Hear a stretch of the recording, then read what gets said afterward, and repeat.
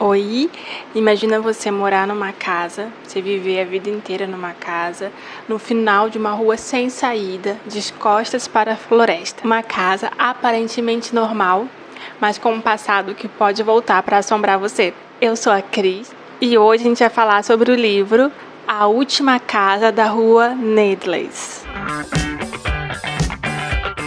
Bom, para começar, vou fazer uma introdução rápida do livro, né? Eu não tenho o livro físico, eu li ele em e-book, então eu vou deixar a capa do livro aqui. Eu li ele pelo aplicativo Esquilo, né? Lá tem vários livros gratuitos, só você se cadastrar, e eu consegui esse livro. E era para ter lido ele há muito tempo, sabe? Porque eu já ouvi algumas pessoas falando dele e tudo mais, mas aí eu não tinha esse livro comigo, e aí também não achei tão interessante assim. Só que lendo o livro, ele é muito interessante. Conta a história de um homem chamado Ted, que ele mora na casa com a filha Lauren e com a gata Olivia. E essa filha Lauren, vai contando a história, parece que ela vai, fica com ele e depois ela some, ela volta para casa dela, né? E aí fica aquele mistério, será que é filha dele mesmo? Será que não é? Por quê? Porque nesse tempo, depois que passaram os anos, obviamente ele já está grande, né, com a filha e a gata, uma vizinha aparece, uma casa que estava vazia, uma nova vizinha aparece ali. Ela é a Didi. Ela é irmã de uma garotinha chamada Lulu, que desapareceu quando ela estava tirando férias com a família, em um lago que fica atrás dessa floresta. E essa vizinha aparece. E aí volta à tona as lembranças dele sobre essa garota desaparecida do lago, a Lulu. Ele tem amnésia, então várias partes da vida dele ele meio que esqueceu, assim. Ele não se lembra das coisas que ele faz. Mesmo depois de adulto, ele continua com isso. E então vamos desenrolar essa história. Eu vou dar o spoiler logo tudo agora, porque eu não estou sabendo fazer o mistério necessário. É assim. Tem uma garota, criança, que sumiu, desapareceu. E nessa época que ela desapareceu, que é a Lulu, tempos depois, assim, desapareciam outras crianças. Então, as pessoas ficaram assim, nossa, tem criança desaparecendo nesse lago. É um serial killer? Serial killer não, né? Tipo, serial killer quando matam. Mas, tipo, tem alguma coisa acontecendo. Não acharam essa Lulu de jeito nenhum. Passa o tempo, né, a mãe abandona a família, depois de um tempo o pai também abandona e tudo mais, e aí fica essa Didi, que é a irmã mais velha da Lulu. E ela se sente muito culpada e está atrás da irmã dela desde o tempo que ela desapareceu. No final a gente descobre o porquê que ela está atrás dessa menina, não é só porque é irmã dela assim, não. Mas aí isso é mais no final. Aí ela tá querendo, e aí quando ela acha o Ted, ela mostra para a detetive do caso também que está investigando, a Karen. E a Karen fala, não pode ser, ele tem álibi, a gente já olhou, já pesquisou e tudo mais, então não pode ser ele. Só que ela não acredita, ela precisa achar um culpado, ela precisa achar quem fez alguma coisa com a irmã dela. Então ela contrata um detetive particular, o detetive particular acha esse cara, tem amnésia, mora lá perto, não sei o quê, e ele é estranho, deve ser ele. E ela vai para essa casa que é vizinha dele. E por que ele deve ser estranho? Bom, ele é um homem adulto, ele mora numa casa assim, como que eu vou dizer, bem destruída. É uma casa assim que as pessoas acharam que ele era o culpado dos desaparecimentos. E aí começaram a tacar pedra, a destruir a casa, perseguir. Então ele colocou madeira nas portas, assim, na janela, né? Colocou madeira na janela para ninguém ver. Então só ele via de trás. E ele é um homem grande, forte, ruivo e estranho, né? Ele é uma pessoa estranha, ele não conversa muito bem com as pessoas, ele tem uns hábitos estranhos, ele tem umas manias, umas coisas que ele faz assim que é meio estranho, então as pessoas ficam julgando muito ele pela aparência. Assim, esse livro, logo que eu comecei a ler esse livro, eu já saquei logo de cara o que acontecia ali, o que era. Muitas pessoas acham que que não sacaram, não desconfiaram, porque quando eu vi alguns spoilers assim, tentei ver, as pessoas falaram que se surpreenderam muito, que não esperavam ao final, não esperava não sei o quê. Bom, uma parte eu não esperava, mas a outra eu já esperava desde o início. É que ele tem múltiplas personalidades. Por quê? Desde o início até o final, o livro ele é dividido em capítulos, né? Cada capítulo é uma pessoa falando. Não é um capítulo, tipo, capítulo 1, capítulo 2, capítulo 3. É um capítulo, tipo assim, a visão da Olivia, a visão da Lauren, a visão da Didi, a visão do Ted. Então, cada capítulo é sobre aquela pessoa ali em si. Então, quando começou a aparecer isso, eu já percebi tem alguma coisa estranha que é múltipla personalidade. Inclusive, a Lauren, que é a filha dele, e a Olivia são personalidades dele. Então, isso você pode descobrir no final, mas eu tô falando logo agora que é a personalidade dele, faz parte dele. E essa menina Lulu, ela realmente existiu, ela realmente foi raptada, mas antes de ser raptada aconteceu uma coisa com ela antes. Mas calma que eu já chego aí. Então vamos falar sobre o Ted. O Ted ele tem essas personalidades dentro dele porque quando a gente vai ler o livro, a gente não imagina que aconteceu isso, a gente só imagina logo do princípio assim, nossa, ele deve ser o culpado, ele deve ser um monstro, ele sequestrou a menina ou ele pegou a criança, porque ele tem durante as falas dele, ele tem uns rituais que ele faz que é muito estranho. Tipo, ele vai na floresta, ele se conecta com a floresta e tudo mais. E ele fala que tem alguns objetos lá que são anjos, que são santos, são deuses, sabe? Então, a gente fala, nossa, então ele tem esses objetos porque esses objetos são das vítimas dele. Só que não faz sentido, porque anos se passaram e ele deveria ter quase a mesma idade da irmã da Didi. Então, ele é tipo adolescente, né? Um jovem, assim. Mas, né... essas coisas acontecem com jovens mesmo, né?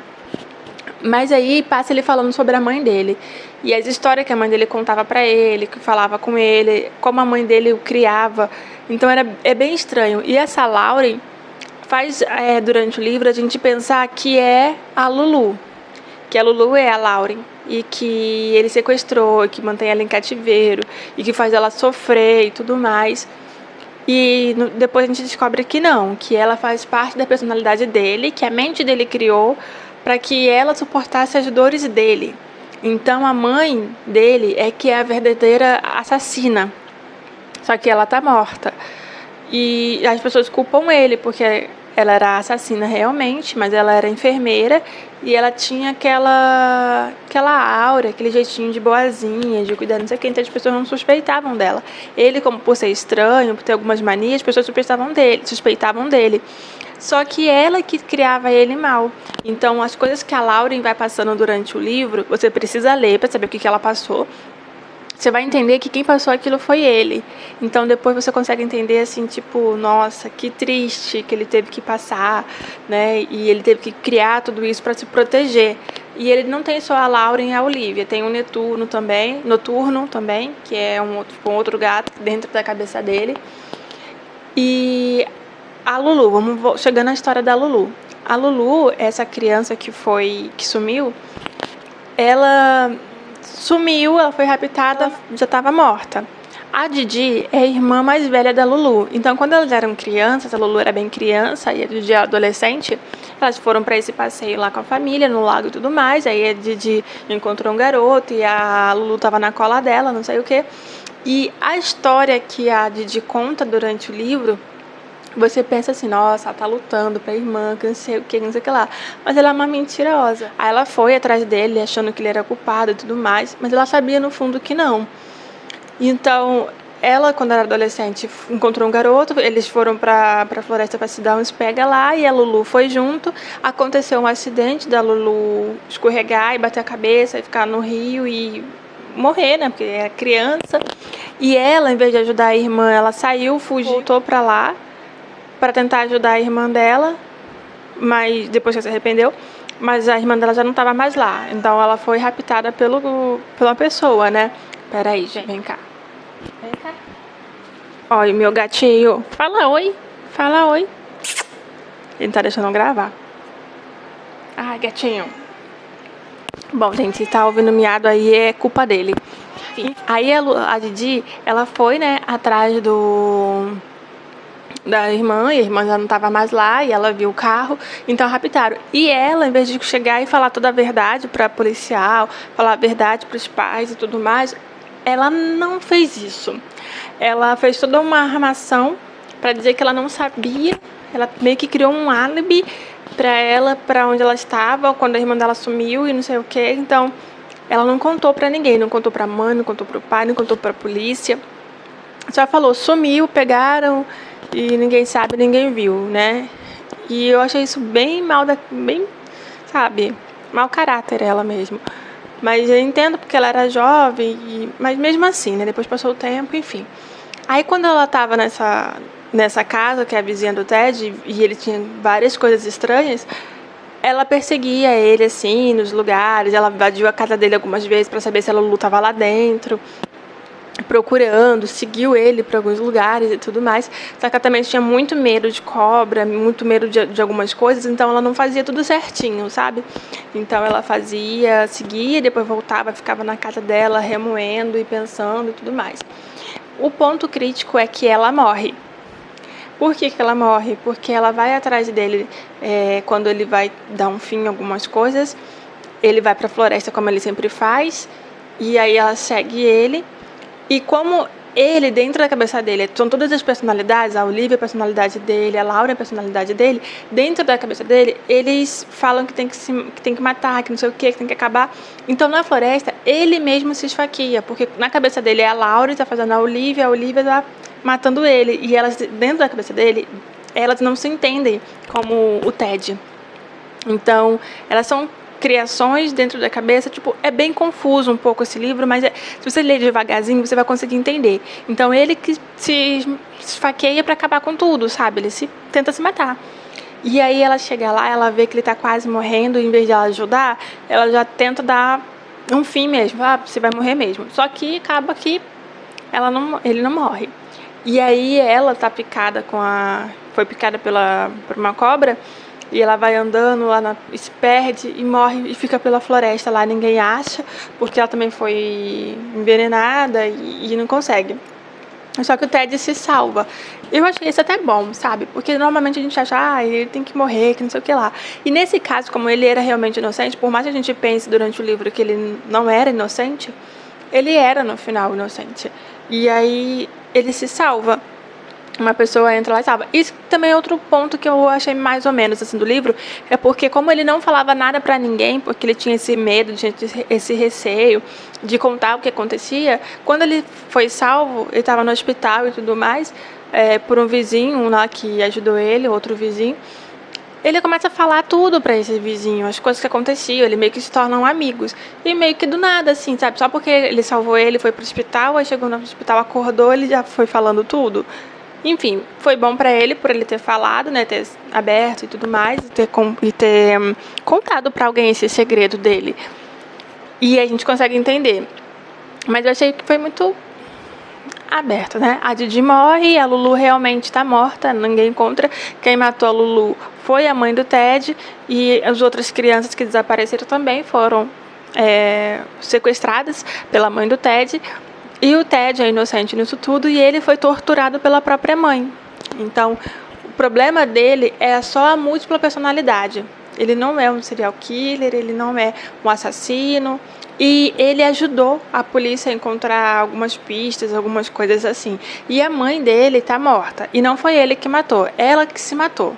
Estavam chegando muito próximo das coisas ali, e aí, quando ele era criança, ainda adolescente, ela mandou ele comprar um sorvete, ele foi comprar, quando ele voltou, ela estava pendurada, né?